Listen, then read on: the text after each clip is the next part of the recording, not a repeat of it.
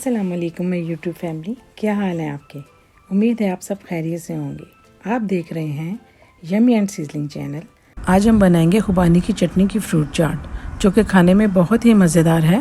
کیونکہ گرمی کا موسم ہے اور تمام فروٹس ایک ساتھ اس طرح نہیں کھائے جا سکتے، تو پھر میں آج جو فروٹ چاٹ بنانے کی ریسیپی دینے جا رہی ہوں وہ نہایت ہی آسان اور مزیدار ریسیپی ہے۔ اس ریسیپی کو آپ بھی بنائیں اور اسے فریج میں رکھ کے ٹھنڈا کر کے کھائیں اور مزہ دوبالا کریں۔ اور یہ فروٹ چاٹ یقیناً بچوں کو بھی بہت پسند آئے گی۔ لیکن اس سے پہلے ہم فروٹ چاٹ کے لیے خوبانی کی چٹنی تیار کریں گے، تاکہ اسے ٹھنڈا ہونے کے لیے رکھ دیں اور پھر فروٹس کو کٹ کر لیں گے۔ تو چلیے پھر ریسیپی سٹارٹ کرتے ہیں۔ بسم اللہ الرحمن الرحیم۔ ایک باؤل میں نے ایک پاؤ خوبانی لی تھی اور اسے 3-4 بار پانی سے دھو لیا تھا، اور اسے پھر نیم گرم پانی ڈال کر 3 سے 4 گھنٹے کے لیے میں نے بھگو کے رکھ دیا تھا۔ اور یہ دیکھیں خوبانی بھیگ کر پھول گئی ہے۔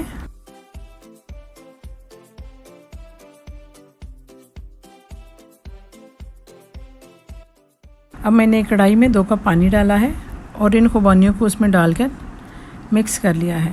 اب ہم اس کے اوپر ایک ڈھکن رکھیں گے، اسے 4 سے 5 منٹ کے لیے پکائیں گے۔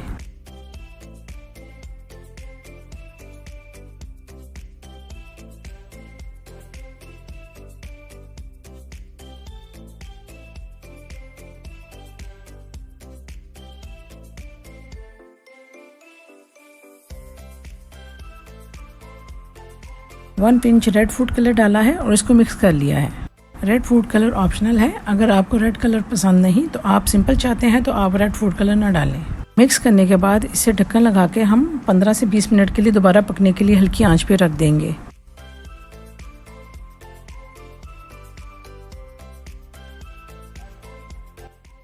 اور یہ دیکھیں خوبانیاں نرم ہو گئی ہیں اور یہ تیار ہے۔ اب ہم اسے ٹھنڈا ہونے کے لیے سائڈ پہ رکھ دیں گے۔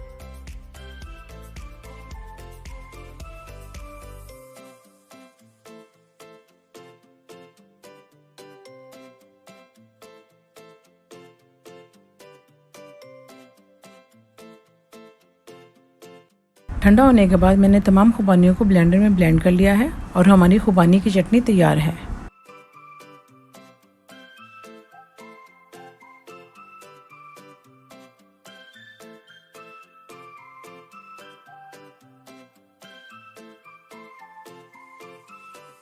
میں نے ان تمام فروٹس کو چھوٹا چھوٹا کر کے کاٹ لیا تھا اور ہمارے تمام فروٹس کٹ کے تیار ہیں۔ ان فروٹس کو کاٹنے کے بعد میں نے باؤلز میں نکال لیا ہے۔ تو اب ہم اگلے سٹیپ کی طرف چلتے ہیں۔ تو چلیے ہم فروٹ چاٹ تیار کرتے ہیں۔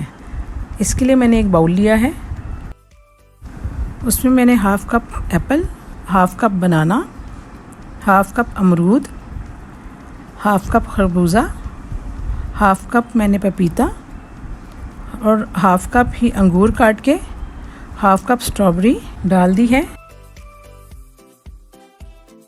باقی کی چٹنی ڈال کر بھی میں نے اسے اچھی طرح مکس کیا ہے اور اس سائڈ پہ رکھ دیا ہے۔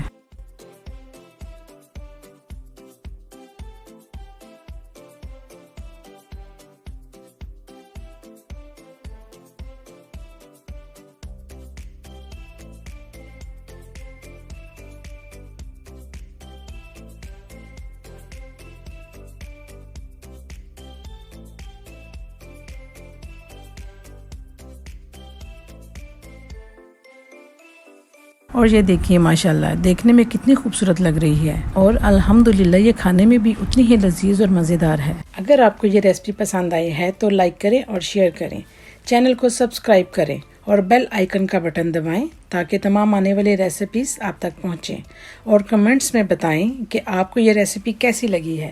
تو ملتے ہیں اگلی ریسیپی میں، تب تک کے لیے اللہ حافظ۔